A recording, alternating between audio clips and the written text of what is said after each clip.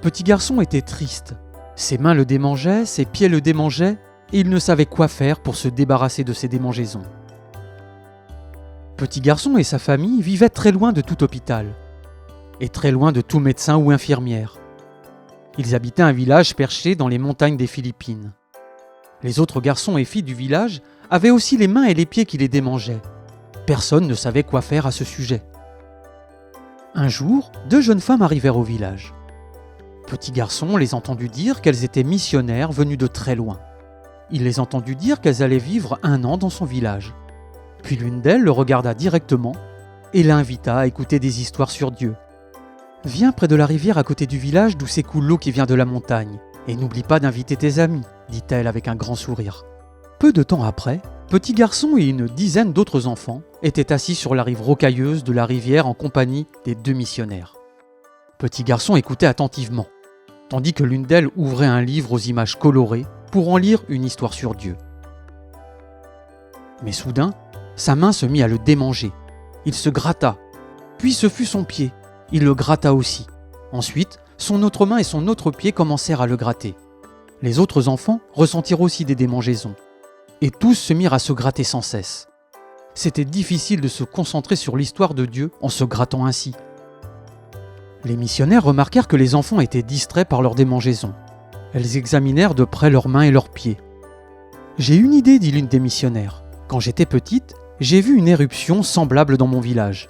Nous faisions bouillir des feuilles de goyavier dans l'eau, puis nous trempions nos mains et nos pieds dedans. Essayons de faire pareil ici. » Les 2 missionnaires demandèrent aux enfants s'il y avait des goyaviers dans le village. Petit Garçon enthousiaste leur en montra un. Les missionnaires cueillirent des feuilles et dirent aux enfants d'aller chercher des bassines, des seaux ou des bols chez eux. Petit Garçon s'en alla en courant. Lorsqu'il revint, il trouva les missionnaires en train de faire bouillir des feuilles de goyavier dans un grand bac d'eau. Elles retirèrent ensuite le bac du feu et attendirent que l'eau refroidisse.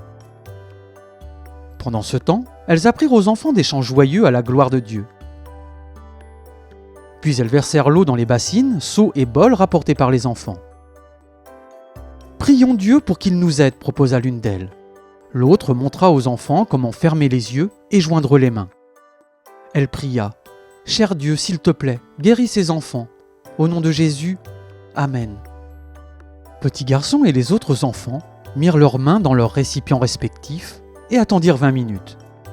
Puis ils changèrent l'eau, y plongèrent leurs pieds et attendirent encore 20 minutes. Le temps passa vite car ils chantaient joyeusement à propos de Dieu. Chaque jour après cela, les missionnaires firent bouillir des feuilles, prièrent et firent tremper les mains et les pieds des enfants.